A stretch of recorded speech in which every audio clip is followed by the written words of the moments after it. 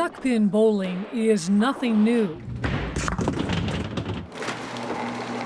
The game has been around for more than a century, but it's seen a resurgence in popularity in recent years.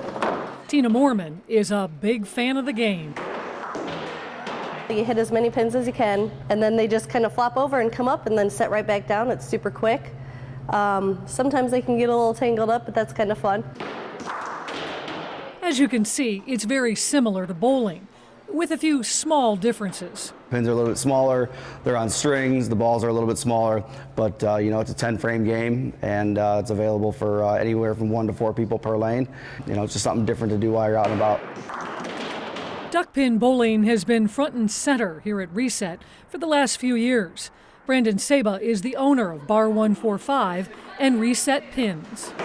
Are you any good? I wouldn't say that, no. There's definitely people that have way better scores than I do. I don't get a whole lot of chance to play, to be honest with you. So, of course, I have to give this a try. A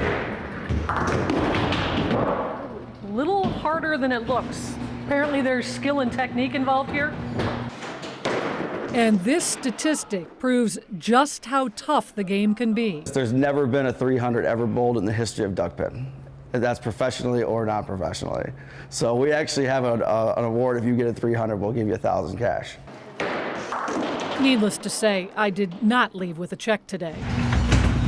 Brandon says the highest score ever recorded here at Reset is 151. So it's not easy. If anybody thinks, oh, the balls are small and the lanes, you know, the pins are only a couple feet away from me, you know, I challenge you to come out and give it a shot.